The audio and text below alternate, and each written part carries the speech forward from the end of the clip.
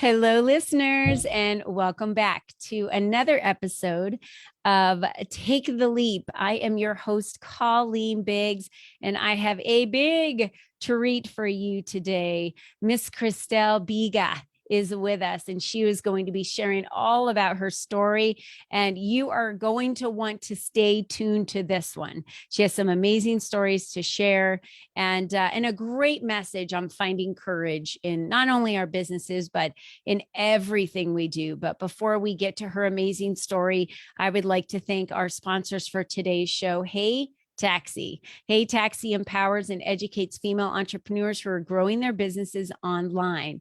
Their Empowered CEO membership is for you if you are a female entrepreneur who is ready and fully committed in taking action to run a successful, profitable business and ready to scale quickly. You need strategic support from experienced business peers who can partner to develop action plans and provide access to focused business training and go-to tools covering all the areas of running a business online, which includes finance, taxes, sales, marketing, and mindset. They are all about the four pillars, which is keep more money, make more money, believe more money, and access more money. So they invite you to take the Empowered CEO survey today to identify the gaps and gold stars in your current business strategy and structure.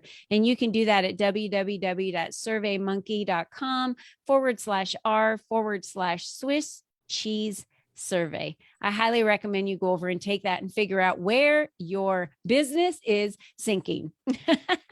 All right, everyone. Now we're back to the show, and I get to introduce this amazing guest that we have today. And I said her name was Christelle Biiga. And Christelle is a former corporate executive turned inspirational speaker, TV host, and empowerment coach.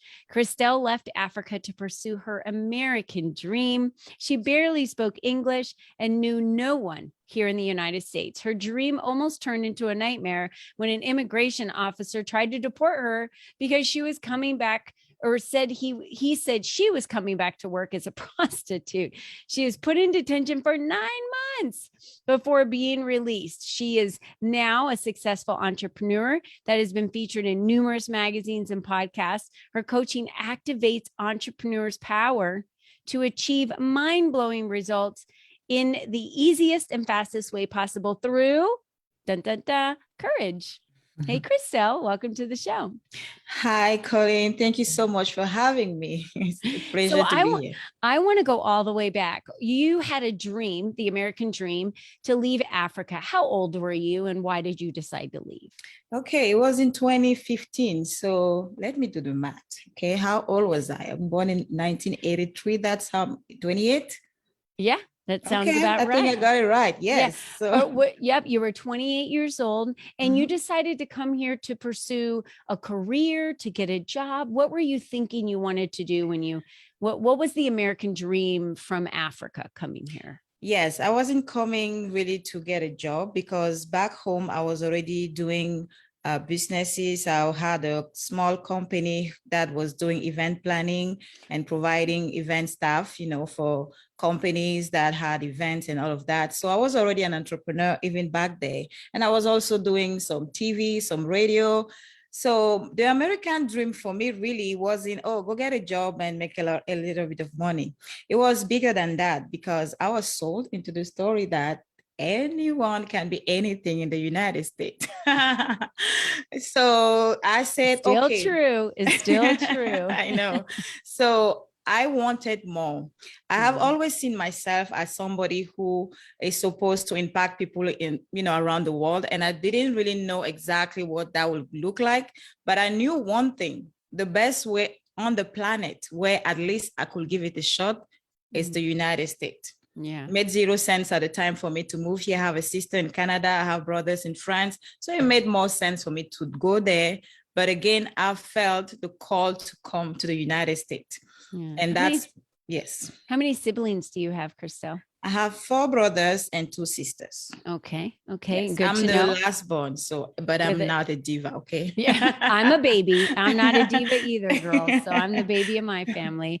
I totally understand. So, talk to the listeners a little bit about what leaps were you taking in your event planning company that you had launched in Africa? What were some of the areas that you remember needing courage or taking a leap during the time that you were building that event planning company? I had to really step into things that I didn't know. Everything that I've done really, when I look back, required me courage because it was something that I wasn't supposed to do to begin with. Nothing in my past or in my background, predicted that I could have an event planning company. But I'm just that person who knows how to see opportunities and seize them. There was an event, I don't know if you know the beer Guinness. They have a company in my, they are a big corporation. Yes. Yeah. So they had an event, they branded, their bottle. They had this big event coming up.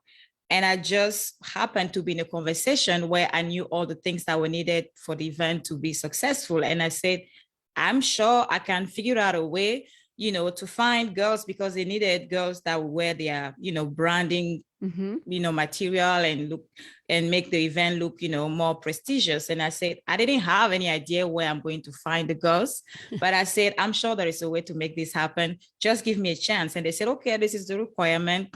You need to have a registered business because we are a corporation. We need to do things. I ran away and then I went and registered a business out of the blue. And I started talking to all the girls that I would meet that I felt like, okay, this one seems dynamic. She looks good. She's smart. She's a student. I just started having conversations with strangers on the street. And sure enough, I had girls going to castings for the event. And that's how I landed my event planning business. That's crazy. So that was a big leap because I had no clue what I was doing, but I just knew I could do it. You started before you were ready. That's Exactly. what I like to say. So you didn't wait until you had the event planning background, before you were educated in event planning, till you had all the right connections. You just got out there, and I call it being scrappy. You were just like, hey, if I can get my hat in the ring for this one opportunity, they don't know that you don't know the women right now, right? So you were like, yes. I'm sure I can get the women. And then you had to then deliver on your promise for you to be able to get that contract, and then for you to be able to continue that event planning. And I love that. It's a great story, and it just shows the courage it takes to do something that's unknown. You had no idea how that was going to turn out. So even if you delivered the women to them and you didn't get the contract, but then they said, but there's this other company we think you would work well with, and you got that contract, right? So we never know where life is going to take us. And then you have this successful event planning business. You decide, I'm being called for more. I have a purpose. I need to go to the United States because that's where I'm really going to fulfill my fullest potential. What does that move look like for you coming over here? That move is really, it itself is just a moment where when I look back, I wonder what I was thinking. And I'm sure I wasn't thinking a lot, which is good sometimes. I just knew I was going. I didn't have all the answers. And my family, of course, was freaking out, saying, why would you go to the United States, right? My sister in Canada was more like, you should come here. I'll be around to support you. And it made sense, but I just didn't feel like it was the right move for me, and I could barely speak English even. It made 0 sense really for me to choose the United States. It made 0 sense. I had no family here. But I just kept saying, because again, I'm the last one. Everybody wants to protect me. Everybody wants to make sure that I'm safe. And also those kind of decisions that we are called to make, because the people around us trying to dissuade us from what we want to do are really well-meaning, right? They're coming from love. They're trying to protect. But it's really important to stand strong on what you want and go after it. And this is really, really what I'm really big at, really reminding people that nobody knows how you feel about your dream, about your desire. They hear the words you're saying, but they don't have the feeling you have. So it's really up to you to honor that feeling or honor what they are saying. Yeah. I respect my brothers and sisters. I love them. And I knew where they were coming from, but I also knew where I was going. Yeah. So I just had to stand strong. That was really the first. But I remember at some point, it was such a big conversation that I just had to tell them, listen, at this point, you will need to trust me on this.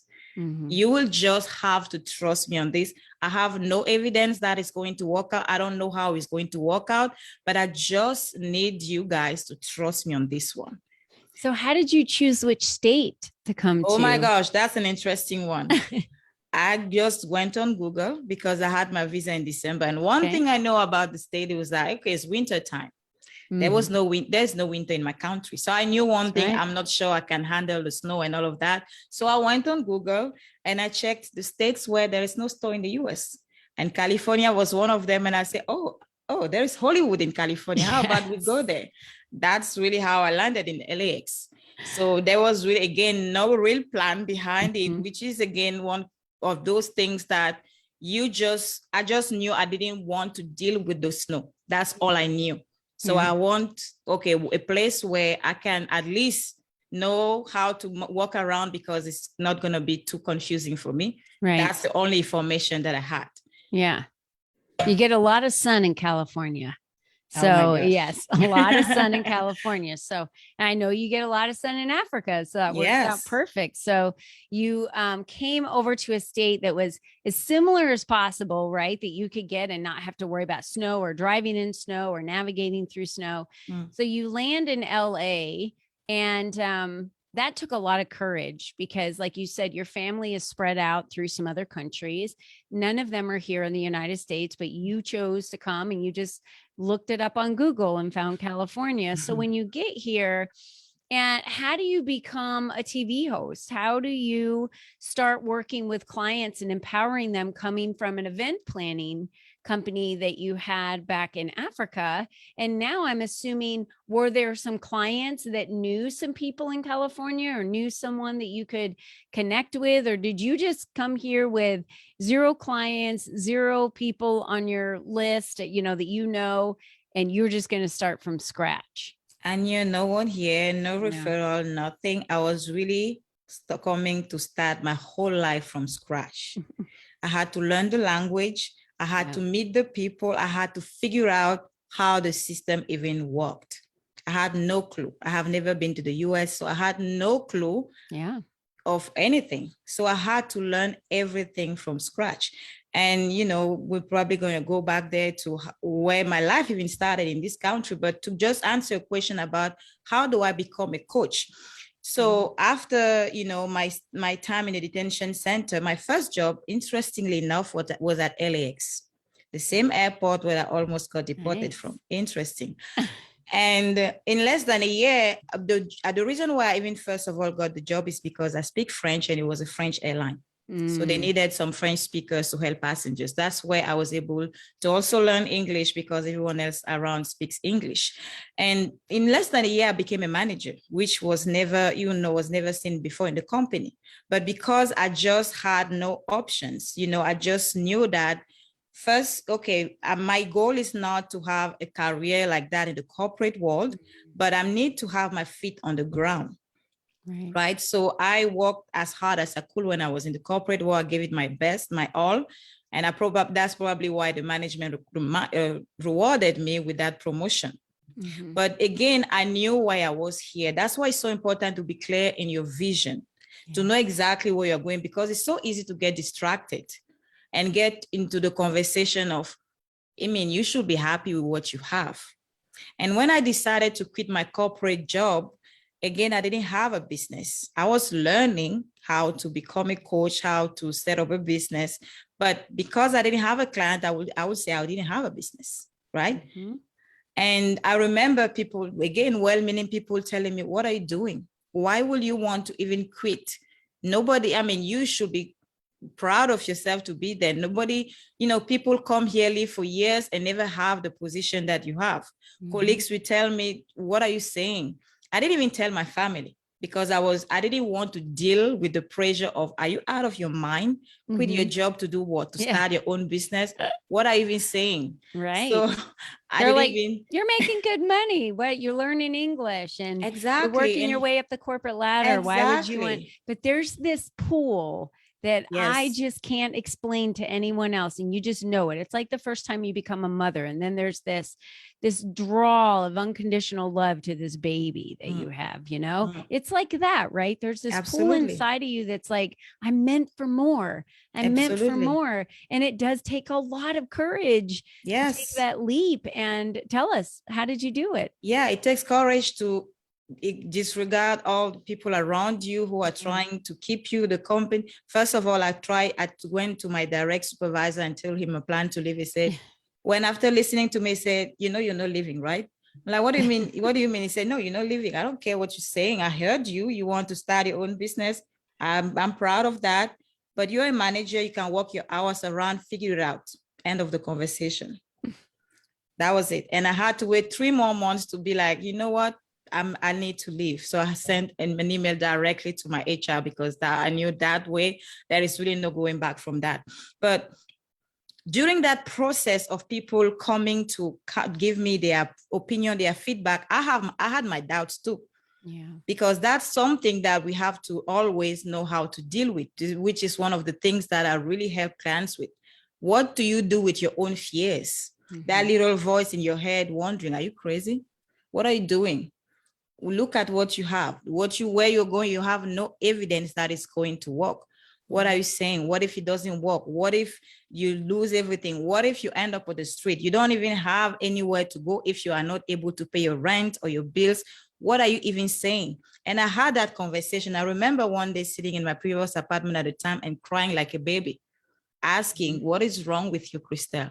Why can't you just be content with what you have right now? You have it good. We've had the exact same conversation with each other. Let me just tell you, I have. And I've asked myself the question, why can't I be just content with where I'm at? So I'm assuming as an entrepreneur, you're not content where you're at and you continue to push and push. Absolutely. And then at the end of those cries, I just said to myself, you know what? I don't know why I'm doing this, but I just know I have to do it. And I'm doing it. So when I decided to resign, my HR finally said, you know what, we are going to give you 3 months, leave of absence, go figure out your business and then come back. And that was in October 2019.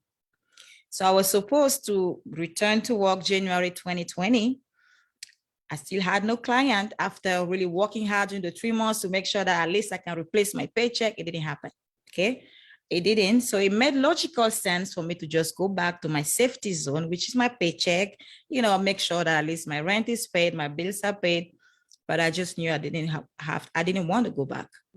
Even though the company was great, you know, I didn't hate my teammates, everything was great. But inside, I just knew I wasn't supposed to be there anymore. So I wrote that email with tears falling down, wondering if I'm crazy or I'm out of my mind. But I just told her, thank you, but I'm not coming back. And of course, everybody thought I was out of my mind until everything in the country shut down. Coronavirus hit not long after that, right? Yeah. All the airports were closed down anyways. So that's just, again, one example of sometimes life leads you places and you don't know the answers. And it really takes courage to brave your own fears, because I promise you, it was really scary to make those decisions along the way, especially when I cannot say, well, it didn't work out, I went to stay in my mom's basement. No, I didn't have that option. It was really either I make it or I lose it all. Yeah. So I had to manage my fear along the way.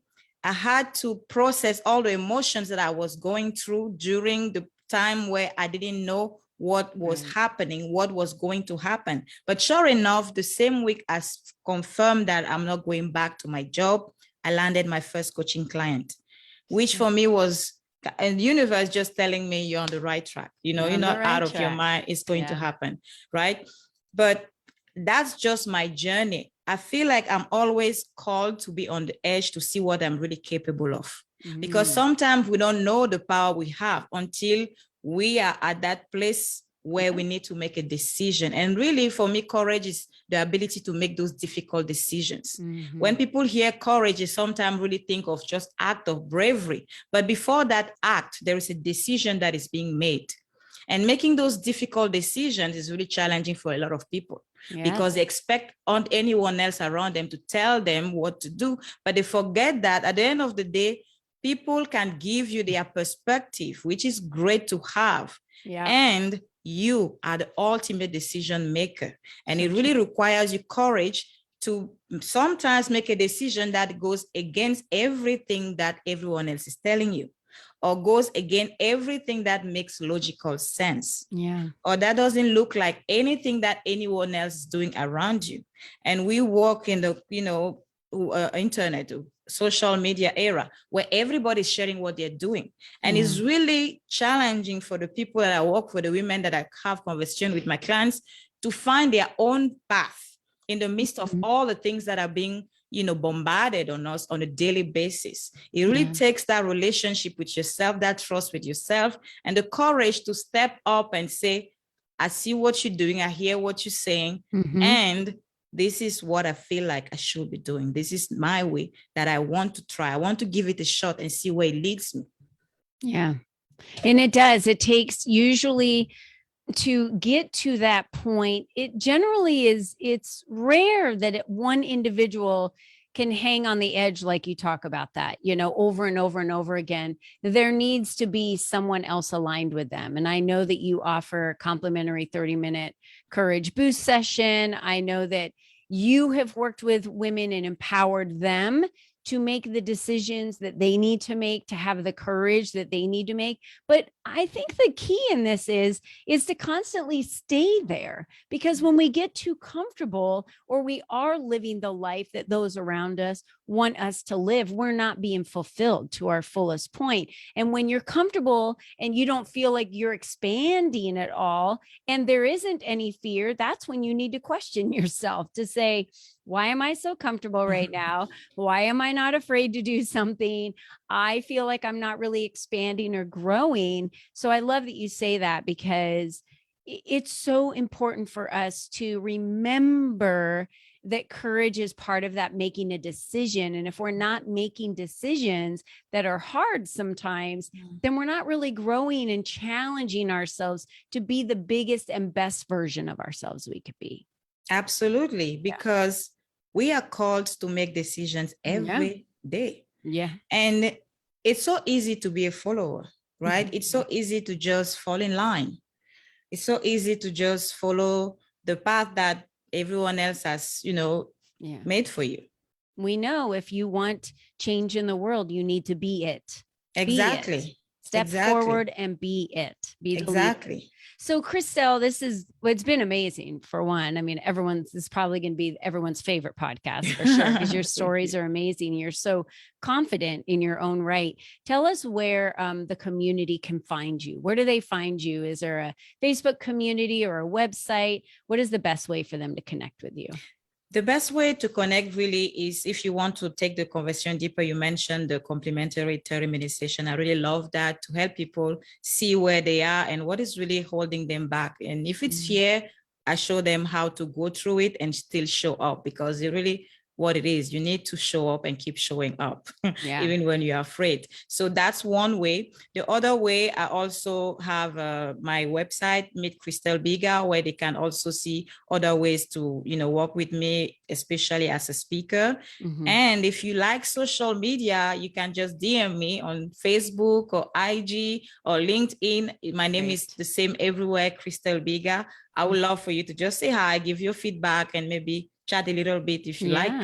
Absolutely. Tell her you loved her story, y'all. Get out there and connect with her and tell her you love your story. For those of you watching on Facebook, all of these links are in the description for you. Those that are listening on the podcast right now, at your fingertips are all of those links that we just talked about. So you don't have to try and figure out how to spell her name and go find her.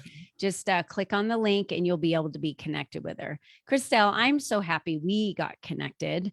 And that Amy connected us and brought us together today so we could have this conversation. And I'm just honored to meet someone that has chosen to live their life in courage and has now taken this to the next level where you're empowering women to do the same. And Thank you that's so super much. impressive. Thank you for Yeah. having me. It was really, really, really great to be here today. Thank you for all the viewers and the listeners. I hope this was a great conversation that It they really was. enjoy. And I just know that if you're watching or you're listening, you have something unique. Just That's right. take a deep breath and go do it. And you were meant to hear it from Christelle. So you guys Mhm. remember that you were meant to hear it from her. And you know, we have to remember we're the only you that's ever been, right? We're the only you that's ever been and will ever be. So if we're the only us, that's it. This is just there's no gonna be no other me. How I decide to step into courage in my business, in my relationships, in my life, it's up to me. Mm, No one's going to stand around and give you the permission. You mm. must say yes, and you must be prepared to do that. So, thank you so much, Christelle, for being here with us today. To all the listeners, thank you for being a subscriber and dedicated to our brand and to our listeners and to our interviewees. And I just want to tell all of you to have a wonderful rest of your week and remember to be you and be strong. Until next time, bye bye for now.